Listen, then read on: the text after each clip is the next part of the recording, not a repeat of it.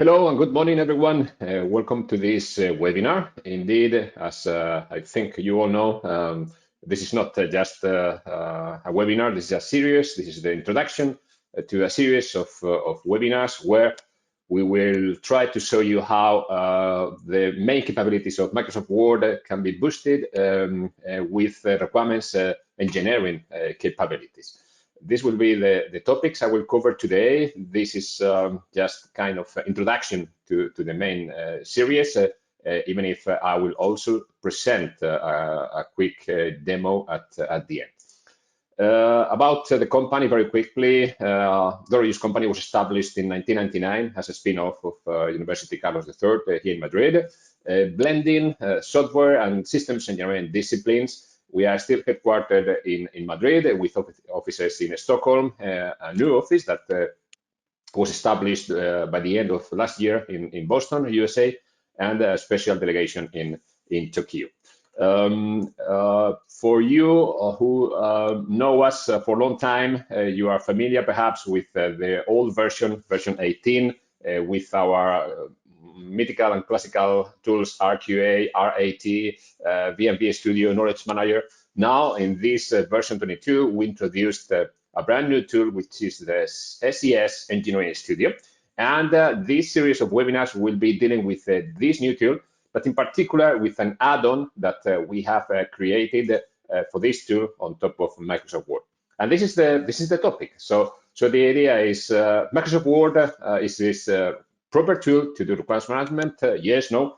Well, we all know Microsoft Word. It is a relatively low-cost tool, good looking, easy to use. At least we are all used to use this tool. It is common in many computers, and it is very good for some basic operations, especially editing, like searching, replacing, and so on and so forth.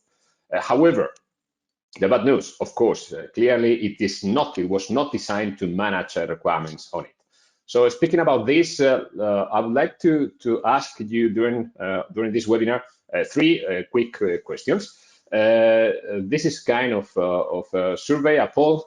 So please, if you can scan this QR code or just open what you prefer web browser, type slido.com and enter this number. If you do it with the QR code, it is going to be far quicker, right?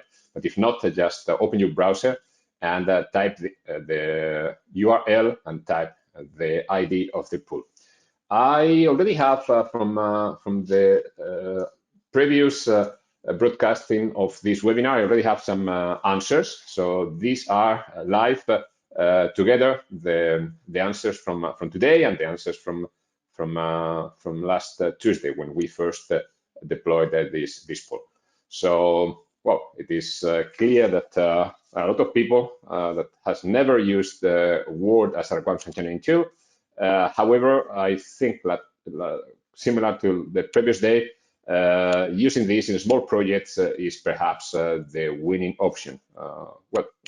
Today, very close to or in the same position as never. So the previous day was more on small projects. Now it is today. It seems that it is more on never.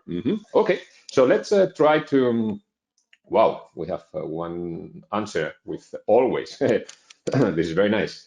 Let's try to show you some. You can continue voting, by the way. So let's try to show you our brand new tool or add-in, which is trying to change your mind and make you use a little bit more Microsoft Word. However, most of us in this webinar today, most of us are dealing with complex projects, and well, for a reason or another, complex projects are prone to fail, or there are chances to fail, or there are several aspects we have to take care very carefully.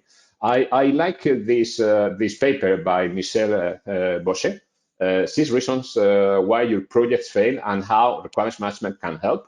She is pretty much focused on these 6 aspects, like requirements are not well defined, you know that we are experts of this topic on how to deal with high quality requirements, well-defined requirements. So this is going to be, by the way, the topic of the second episode. Poor change management. I think that word is very bad in establishing the mechanisms for this change management. Lack of single source of truth, especially in Word, that could be a document that is deployed or sent to different people. It could be difficult to find this single source of truth as well. No links between requirements and tests. In the end, all these three final aspects are dealing somehow with traceability to links, traceability to other elements all along the life cycle, and speaking upwards, traceability to standards or traceability to regulation, right? So in the end, as it is highlighted in this paper, as many as 71% of the projects that fail are failing because of poor requirements management, right? And of course, Word, at least as it is out of the box, is not the best way to overcome all these difficulties. So let me speak about all this. And before we continue, I would like to ask you a second question in the poll. Sorry. So let me change. Where am I? In here. So now, if you go to your poll, you will find a different question quickly. I am asking now which is you prefer tool to deal with requirements. I see some this is multi-choice, by the way. You can select more than one. That's why this is not zooming up 100. But I see that Excel and Word are still in good position, of course, together with IBM tools.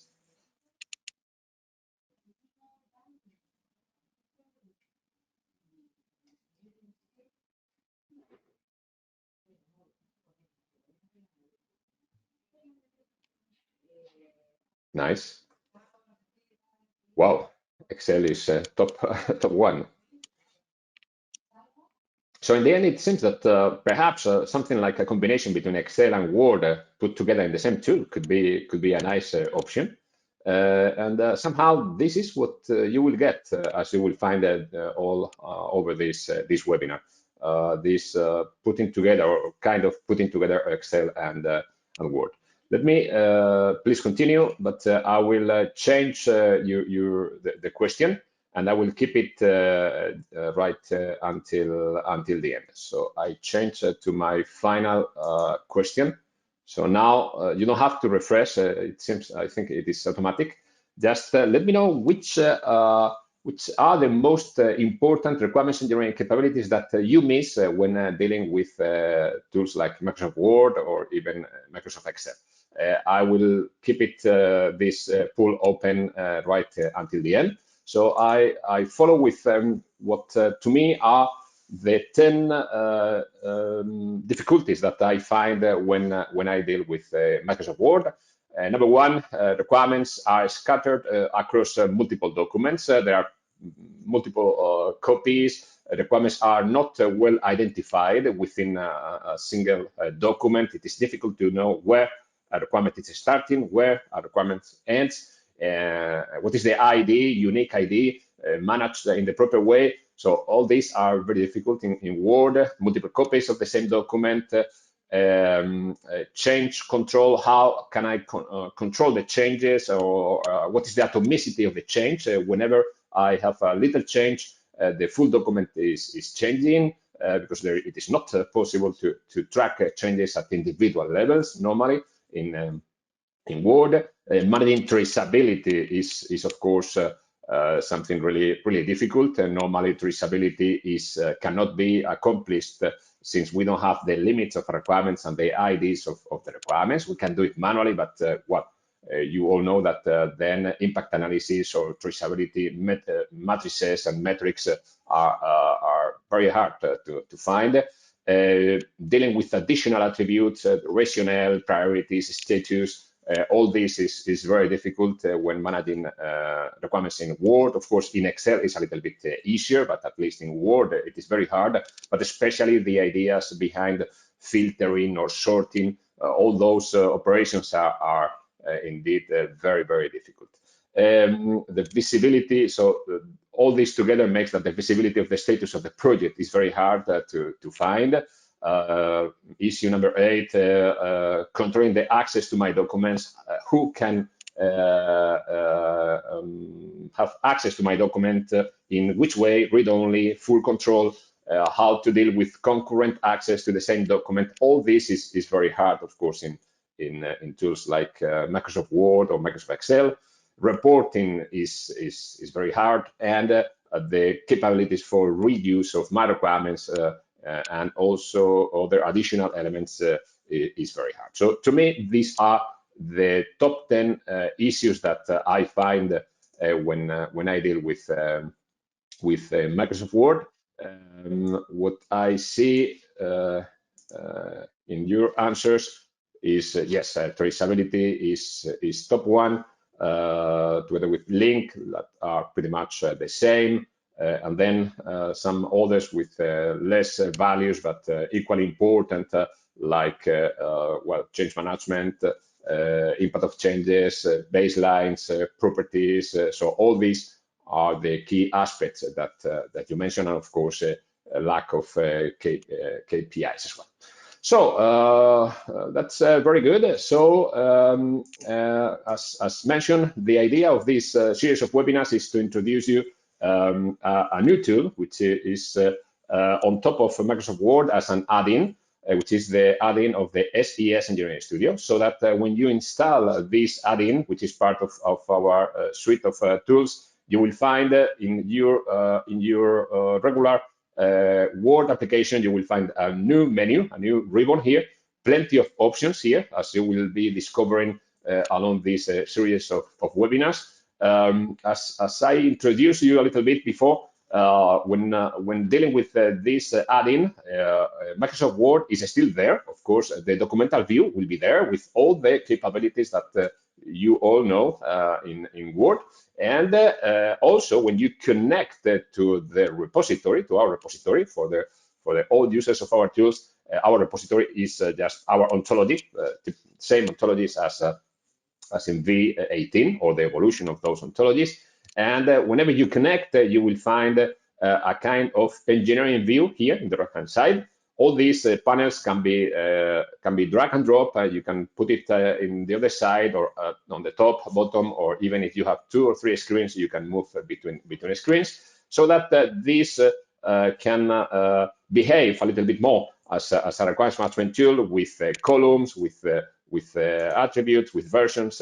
So in the end, the most common requirements management capabilities are offered either with the menu on the top, right? So this is a zoom of this area of the ribbon, with options to manage connections, to manage the configuration of the module, change management, role and access control, security, lifecycle management, and reporting. So all these options are there, together with plenty of other options in the contextual menu. When you right-click on your requirements, options like configuration management, change management, columns, and views, well, plenty of options that we will see and we will discover over this series of episodes, together, of course, with our classical technical management capabilities like quality management, V&V, and so on and so forth, right?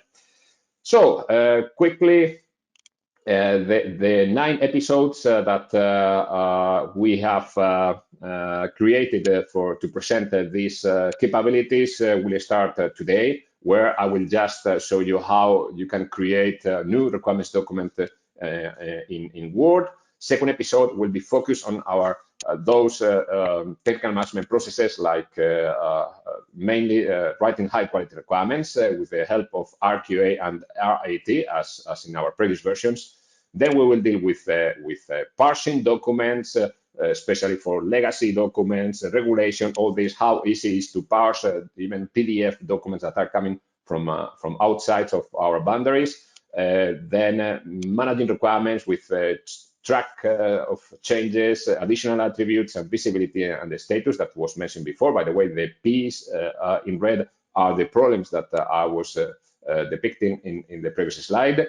Episode 5 on traceability, episode 6 on transforming our requirements, episode 7 on propagating automatically or semi-automatically changes in requirements to other elements that could be other requirements or could be models or could be tests or whatever, collaborative aspects and reporting. So these are the 9 episodes. In any case, to me, the capability, which is the most important of having all these put together in this add-in, is the fact that Microsoft Word is one more of our tools connected to our interoperability hub. So as you know, our tools are never intended to replace or to wipe out the rest of the tools that normally all of our customers are using. The idea is you can, of course, keep using tools like IBM or Windchill, Polarium, whatever, for requirements, or model-based tools like Magic Draw, Cameo, Enterprise Architect, Simulink. So all those tools are still connected to our interoperability hub, and following the notion of synchronized source of truth. The idea of keeping information where it must be, and connect all those sources through the interoperability hub that we promote with the new version of our tool. And Microsoft Word is one more of the tools that is connected to this hub. So quickly, a short video where we show Microsoft Word as in here. This is a regular Word with the add-in installed. So I have opened a document. So this is, until now, it is a regular document, no connection to our repository. So that when I click on the Engineering Studio menu and I connect plenty of different options, still disabled, when I connect to the repository, then I will find that all those options becomes enabled first, and second, this wizard appears to configure this document. There are plenty of options that I will, but today I will only focus on a couple of them. The first one, which is fully mandatory, is to establish the IDs, right? So in here, I can say that I want all my requirements to start with SYSR dash and then a consecutive number. You can change the styles for both the ID and the main body of the requirement, but for the moment, I will keep it there. And the second aspect to be configured is the access level. So I will say that I, as administrator, I have a shared access to this document. So I connect, and now the tool detects that there are no requirements yet. But in here, I can start writing my requirements now in a controlled way. With all those options now enabled, I can just this engineering view can be drag and drop and lock in whatever place of your tool. And now when you click on add a requirement, you see two things. The first one is you have this gray box, and you have one new entry here. There are already 3 items that can be identified as requirements. That's why the tool is started with number 4. And these 2 views will be always fully in synchronization. So if I type whatever here, then you see the same information in the list. So the document and the engineering view will be always fully synchronized, meaning that from the engineering view, I can also add elements or remove elements or edit elements. If I add one element here, you see one new row here, but you also see the same information in the document. So now I can edit in the engineering view. I paste the text of my second requirement. As soon as I hit the return key, then you see the same text in the document, right? I add one more in the document, and you will see the same changes automatically in the engineering view, right? So as mentioned, both views are fully synchronized. If I scroll up the document, but I click in one of my requirements, the tool will scroll down to select the requirement I have selected the list. In the coming episodes, you will see plenty of operations in this engineering view, like adding attributes, changing or checking changes, and so on and so forth. For the moment, I will just add one more requirement, and later I will remove one of them, so that you can see also how we deal with removals, right? Important to mention that you always see the border of your requirements. So that means that you can create a requirement with more than one paragraph. You can add other elements in between. And when I click on the ID, you also see another border around the ID. So that means that we are controlling the ID, and this ID, even if you see the ID together with the rest of the body of my requirement, this ID cannot be edited, right? Even if I now go and remove one item, if I click on remove, you will see that the item goes into red until you save. So it is set to be deleted in here.